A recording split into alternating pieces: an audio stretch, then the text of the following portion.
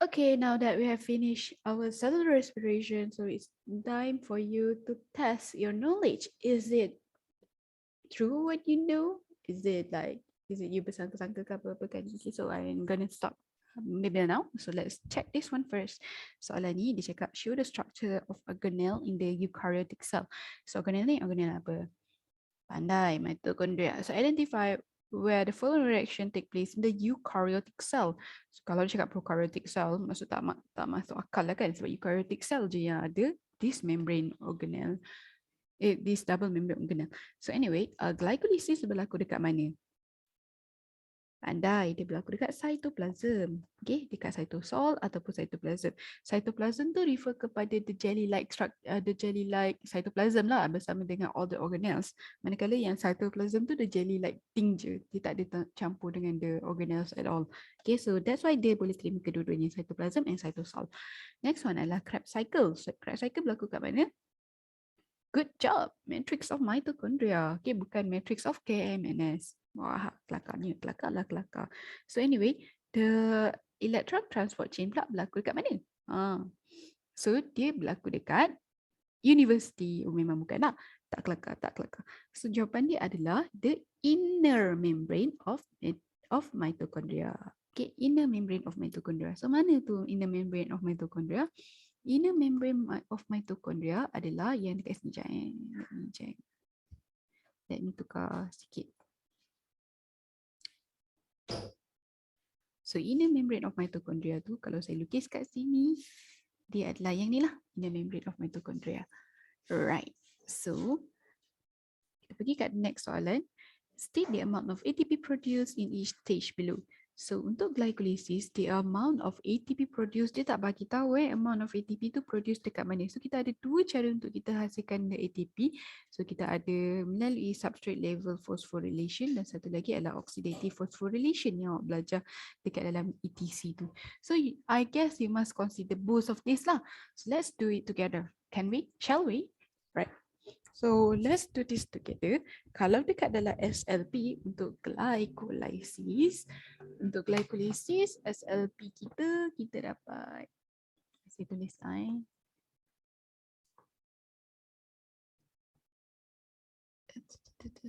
sikit dia thinner. Right. So untuk yang glycolysis ni SLP kita dapat net kita adalah 2 ATP. Manakala kalau oxidative phosphorylation, of course tak adalah kan, instead. Sebab dia oxidative phosphorylation tu kena berlaku dekat electron transport chain. So SLP dekat situ. And then untuk ATP dekat electron transport chain tak ada. SLP tak ada kan. Sebab dia memang NADH, excitekan elektron and everything. Dia tak ada pun yang daripada satu compound jadi satu compound dia hasilkan ATP. Dia just pass elektron saja menyebabkan chemiosmosis and then dia stimulatekan the ATP synthase. So dekat sini kita kena ingat je lah dekat mana dia punya oxidative phosphorylation tu. Dia akan buat NADH darab 3 ATP. Manakala kalau FADH tu dia akan darab dengan 2 ATPs. State the amount of ATP produced in each of the stage below. Okay, so I got confused here. Kalau electron transport chain sahaja, maka kita kena beritahu total NADH dengan FADH tu lah. Okay, I guess so. So kalau dekat glycolysis, it should be ada 2 NADH. Amount of NADH lah. So glycolysis, link reaction, and we also have the Krebs cycle. So kalau the glycolysis untuk NADH, FADH. NADH kita akan dapat 2, link reaction dapat 2, Krebs cycle dapat 6. FADH tu pula kita akan dapat, kat sini tak ada, kat sini tak ada, kat sini kita dapat 2. So total kat sini dapat 10, yang ni 2. So ni darab 3, ini darab 2. So you akan dapat 30. So yang ni dapat 4. So jawapan kita adalah 34. Hence, ya, inilah jawapan kita. Ni dan ini. Let's see if I got it right. Right, so dekat sini diterima kalau you cakap 2, kena tambah perkataan net. Oh, damn. So tambah net lah sebab yelah dia cakap pasal glycolysis kan. Sebenarnya SLP dia dapat 4 sebab dia kan pecah 2, dia dapat 4 kan. So if you forget, like me, I forget to put the net tu, bahayalah. Okay, so total dia adalah 2 net ATP dan untuk electron transport chain jawapan dia adalah 34. Alright. So kenapa 34 Kenapa 34 kat sini? Sebab yang 32 ni masa zaman dulu. Okay, zaman dulu. 2000 something. Dia ada malit aspartate punya shuttle. Dia ada shuttle berbeza-beza ketika link reaction. Okay, ketika link reaction. So, right now it's okay for you to know yang 34 je dah cukup. Right? Kita dah belajar tu je dalam syllabus kita. Okay, so let's check. Kalau kita tambahkan 34 ATP tambah dengan 2 ATP kita net ni tadi, kita baru dapat 36 ATP. Mana lagi 2 ATP? Okay, so jawapan dia 2 ATP kat mana? Alright. So kalau you nak tahu atau you rasa you jumpa kat mana, you boleh komen lah dekat dalam apa kita punya ruangan komen. Okay, kalau tak saya biar je lah kat situ. So kat mana 2 lagi ATP. Sebab supposedly kita akan dapat 38 ATPs. Alright, so next one, C. Name the type of respiration that produce ATP in this organelle. So type of respiration kita kat sini melibatkan this organelle hanyalah kalau wujud oksigen baru kita akan libatkan this organelle. Tapi kalau tak ada oksigen, kita tak libatkan this organelle. Sebab macam fermentation kan, kita buat dalam cytosol je lah. Glycolysis saja yang berlaku, so di dalam cytosol saja untuk fermentation. So if it libatkan this organelle, maka dia adalah aerobic respiration. Maksudnya dia kena ada oksigen dekat sini untuk buat the electron transport chain. Name other type of respiration that produce ATP and state the amount of ATP produced from one molecule of glucose. So inilah the anaerobic come from, ataupun nama dia adalah fermentation. So the amount of ATP produced would be only 2 saja because only glycolysis can occur. Yang lain tak boleh occur. So 2 ATPs. So here the differentiate ni, I think I tak nak saja soal korang. This one is like ingat saja. So differences untuk alcohol dengan lactate, please jangan buat dalam bentuk jadual macam ni. Awak kena buat dalam complete sentences kalau soalan structured. So do it in the structured question untuk in the paragraph, right? So type of cell yang buat the alcohol fermentation ataupun lactate fermentation adalah plant, bacteria, yeast, and the lactate adalah animal, muscle. Okay, and then end product kita adalah ethanol and carbon dioxide untuk alcohol, tapi untuk lactate fermentation pula lactic acid. Okay, yes, di fermentation boleh dipanggil 2. Okay, satu alcoholic fermentation, satu lagi adalah lactate fermentation. Bukan in animal ataupun in plant. Okay, dia lebih kepada alcoholic fermentation ataupun lactate fermentation. Okay, and the end product dia, kalau alcoholic fermentation, you akan dapat alcohol yang secara spesifiknya nama dia adalah ethanol and the carbon dioxide, while untuk lactate pula, you akan dapat lactic acid. Untuk intermediate substance pula, kita akan dapat, intermediate ni maksudnya di antara sebelum dapat di end product. Okay, so intermediate substance, alkohol ada acetaldehyde atau nama lain dia ethanol, biasakan acetaldehyde lah. Walaupun ethanol nampak senang kan, ethanol senang nak hafal. Tapi I don't know why dia banyak, I think dekat dalam Campbell kot dia lebih gunakan acetaldehyde instead of ethanol. So lagi tak bahaya lah, lagi susah untuk you hilang markah, less risiko untuk you hilang markah kalau you letak acetaldehyde. So manakala yang lactate ni pula tak ada apa-apa, right? Tak ada di antara dia memang pyruvate kepada lactate and then lactate kepada pyruvate balik kalau dia ada balik oksigen. And then final electron acceptor, right? This one is very important ni, final electron acceptor. Kalau ada oksigen, kita ada final electron acceptor kita, nama dia oksigen. So kalau tak ada oksigen, mesti ada final electron acceptor juga sebab kita buat oxidation dekat dalam glycolysis tu. So siapakah kita punya final electron acceptor? So untuk alkohol, acetaldehyde, manakala untuk lactate adalah pyruvate. Sebab kita akan bagi elektron kita daripada NADH tu kan kepada kalau lactate pyruvate, kalau alkohol tu kepada acetaldehyde. Kita saya nak buat last sikit. Kalau ni adalah glucose and then dia akan jadi pyruvate kan. So actually bila oxidation occur tu NAD plus dia jadi NADH kan. So actually macam NAD plus ni dia ambil elektron lah daripada glukos ni. Dengan secara tak langsung dia dapat oxidiskan dan dia bawa elektron dia ni pergi jalan. Supposedly yang paling baik adalah dia pergi jalan kepada electron transport chain untuk oxidative phosphorylation tu. Tapi kalau dah tak ada oksigen sebagai final electron receptor, somebody else must be the final electron receptor dia. So that's why dia bagi elektron dia dekat pyruvate ni. Jadilah lactate to have back the NAD+. Manakala kalau dalam alcoholic fermentation pula dia kena jadi acetaldehyde dulu by buang carbon dioxide. So dia jadi acetaldehyde. And then acetaldehyde ni yang akan being oxidized balik, reduce balik, dia bagi dia punya ni. Okay, ni NAD+, NADH. Dia akan bagi kat sini jadi balik kepada NAD+ kita. Jadilah alkohol, etanol. Jangan alkohol je, sebab awak dah masuk matrix, jadi awak kena jadi very very specific. Dia adalah etanol.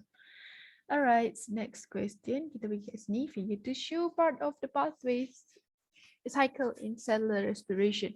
So dia minta awak to name the cycle.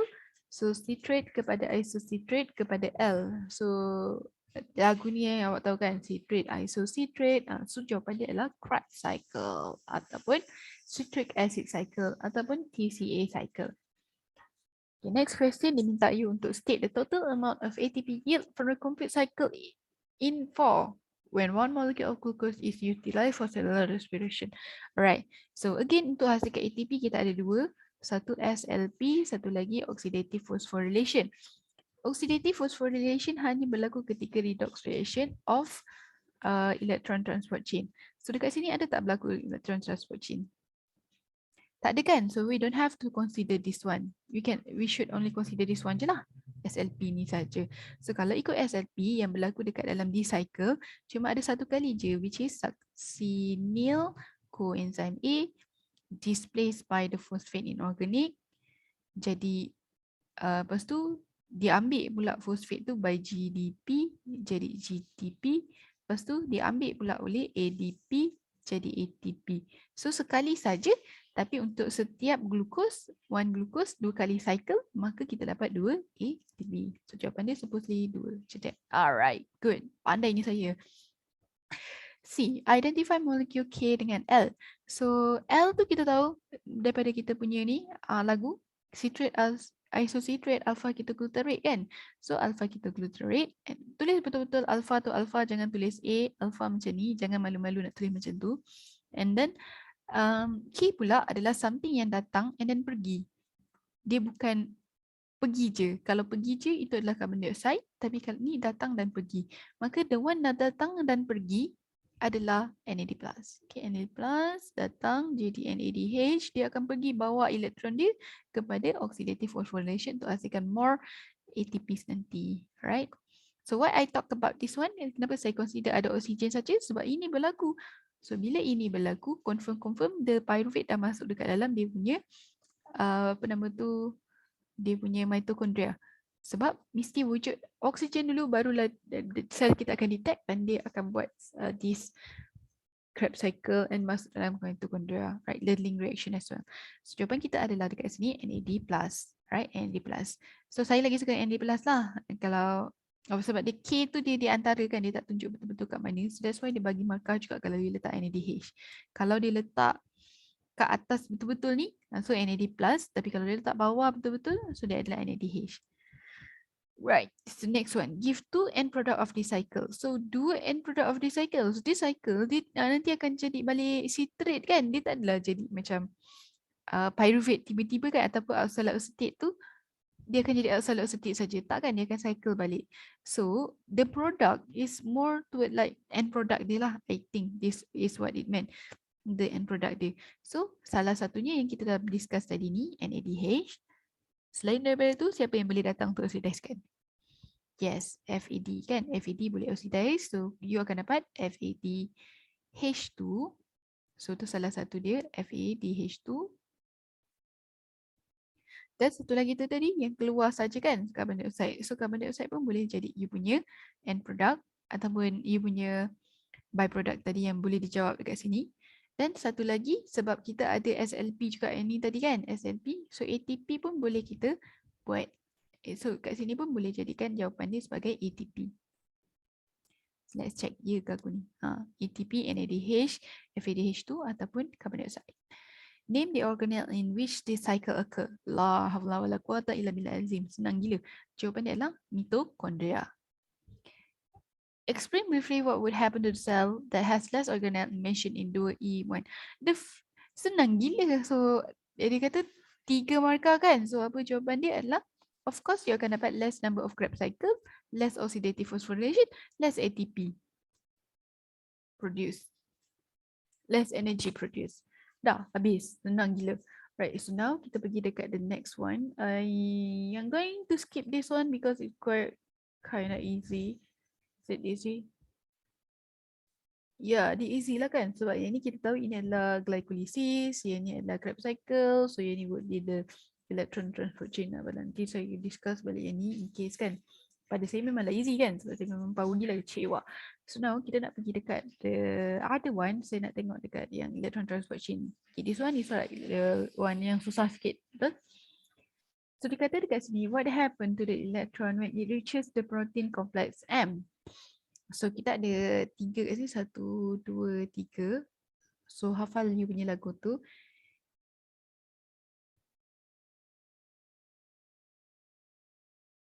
NADH dehydrogenase ubiquinon cytochrome oxidase. Dia tak ingat dah. Saya guna lagu saya lah. NADH dehydrogenase ubiquinon cytochrome oxidase oxidase. ATP maintain what can be osmosis phosphorylase ADP to form ATP by proton multiforce by. So explain what happened to the electron when it reaches complex M. So complex M ni kalau korang dah hafal lagu tu, korang boleh tahu M ni adalah red, yang ni red, yang ni oxidase. So ni adalah cytochrome C oxidase. So dekat cytochrome C oxidase adalah the final electron receptor kita akan wujud, and then they akan reduce to become H2O. So dia minta you explain what happened. So cakap lah, the low energy accepted by oxygen ataupun the electron are passed to oxygen and then it be reduced to become H2O. These two similarity between NADH and FADH2 molecule. So jawapan dia both are cofactor. Okay, NADH dan FADH2 adalah dua-duanya adalah cofactor. Okay, yang ni korang jangan salah faham tau. Dia bukan macam nak minta awak dekat mana dia akan pass the electron. Tak, dia nak minta similarity of NADH dengan FADH2 tu. Diorang ni duduk akan duduk dekat sini. Cuma ada perbezaan diorang adalah NADH akan hasilkan 3 ATP, FADH akan hasilkan 2 ATP. So it's not about saying like NADH juga akan lalu dekat L dengan M, FADH akan lalu L dengan M, tapi tak lalu dekat J dengan K. Tak, dia lebih kepada macam maybe function dia lah lebih sesuai. Okay, contohnya macam tadi both are cofactor. Dan satu lagi, diorang ni adalah electron carrier lah. Okay, dia yang bagi electron dekat semua ni. Betul tak? Dia yang the first one that gave the electron to be passed around here. So, they are actually electron carrier. Right? Atau, diorang ni akan reducekan this JKLMN. So, you boleh cakap the reducer lah. Ataupun reducing agent. Okay, so itulah jawapan kita dua. Both act as electron donor ataupun reducing agent. And then, boost carry electron to produce ATP during oxidative phosphorylation. So ini pun diterima lah untuk produce ATP. Tapi tak boleh lah kalau you cakap macam dia produce 3 ATP atau 2 ATP saja, ataupun dia pergi dekat sini M dengan L saja. So tak sesuai, right? So now dia nak tanya lagi yang nombor 3 ni pula. For each molecule of glucose, calculate the number of total ATP produced through NADH oxidation phosphorylation. So untuk pyruvate oxidation, for each molecule of glucose, calculate the total of ATP produced through NADH oxidative phosphorylation. Okay, so kalau oxidative phosphorylation macam kita cakap tadi, dia berlaku only dekat electron transport chain. So sekarang kita nak tengok dekat electron transport chain berapa banyak NADH yang dihasilkan. So untuk pyruvate punya oxidation, so pyruvate kalau oxidize, it will then become acetyl coenzyme A lah.